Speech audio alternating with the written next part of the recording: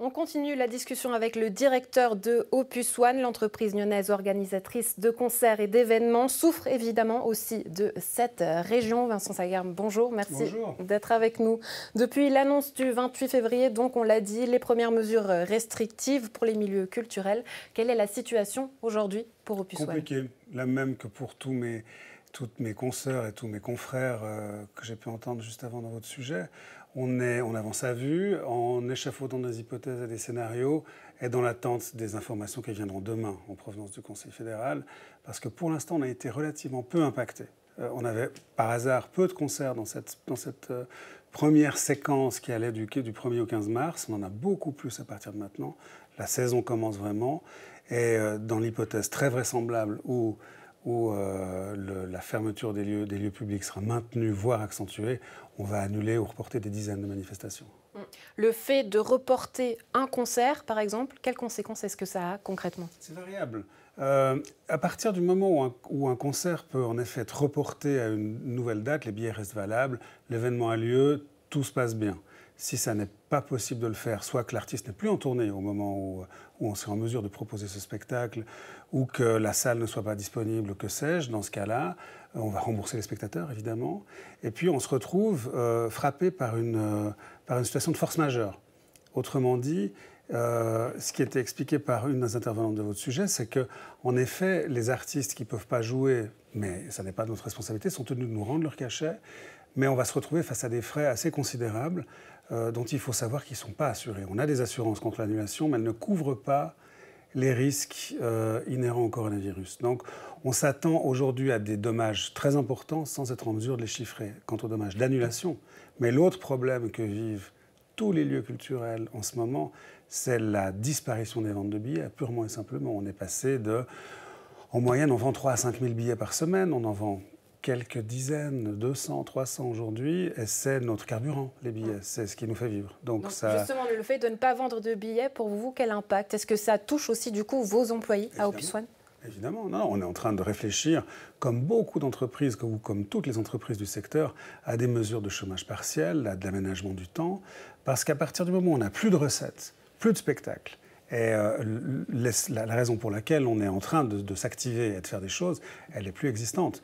Donc on doit trouver une solution intermédiaire qui nous assure de pouvoir survivre à moyen terme. Parce qu'une entreprise, à plus forte raison une PME comme la nôtre, on a 18 collaborateurs, c'est important, elle a besoin de ces recettes-là pour vivre. Et sans recettes, c'est compliqué. Alors, on a des réserves, tant mieux, on va pouvoir tenir un moment, mais c'est une situation qui ne pourra pas s'éterniser. Jusqu'à combien de temps vous pouvez tenir, justement? Difficile à dire, parce qu'on n'est pas en mesure de mesurer aujourd'hui l'ampleur du problème, et puis on ne sait pas quand il s'arrêtera. Et à plus forte raison, pour chacun des événements qu'on a durant les prochaines semaines, on a imaginé 1, 2 ou 3 solutions différentes, avec des impacts financiers qui sont très variables.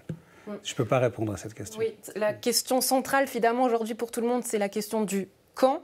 Tous les regards se tournent évidemment dans la région du côté des festivals. On l'a dit, QI Jazz qui a été annulé, Caribana, Paléo. Est-ce qu'ils sont à l'abri ou pas? Qui peut le dire? Je suppose que non, puisque si la situation devait s'éterniser durant l'été, évidemment que les manifestations en plein air seraient impactées au même titre que les concerts en salle, que le championnat de hockey, que le championnat de football, et j'en passe. Donc, personne n'est à l'abri. La situation, elle est grave, elle est importante. Je pense qu'il faut d'abord considérer les mesures de santé publique, elles sont pertinentes. Nous, on est très attachés à ça. Et ensuite, mettre en place nous, une organisation qui permette de déplacer les choses, de réorganiser, de planifier, d'informer les gens. Et puis derrière, il sera le temps de faire les comptes. Et là, on se tournera vers les pouvoirs publics, notamment parce qu'on aura besoin d'aide. C'est une certitude. On l'a vu, Alexandre Démétriades, élu nyonnais, qui a également déposé une résolution en faveur de l'événementiel au Grand Conseil. Vous l'avez dit, plusieurs choses se mettent en place.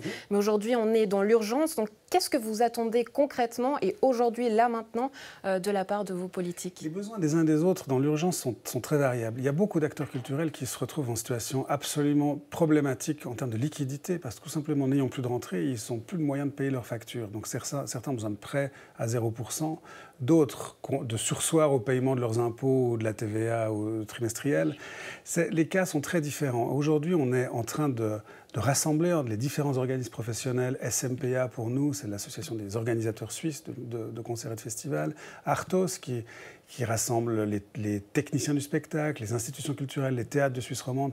Tous ces gens-là se parlent. On essaie vraiment de lister. Je vous coupe parce que ça peut paraître horrible quand on entend dire de la part d'acteurs culturels, ben oui, aujourd'hui, dans un cas de force majeure, on ne sera plus tenu de payer ces artistes. Si on ne les paye plus, ben, quelque part, tout s'écroule. Ah, c'est une économie entière qui est mise en péril. Il ne s'agit pas uniquement des organisateurs, mais des techniciens, des freelances, des employés temporaires, des artistes, bien entendu. Non, les dommages sont nombreux et longs à inventorier. Ça n'est pas fini. Est-ce que vous vous sentez aujourd'hui, en tant qu'Opus One, tout le monde a le regard aussi sur vous, comme un exemple d'être un exemple aujourd'hui dans les consignes de santé? Oui, je pense qu'on se doit d'être exemplaire dans le respect des consignes. On n'est pas là pour débattre de la pertinence des mesures qui sont décidées. Elles sont décidées par des gens compétents. Absolument, évidemment.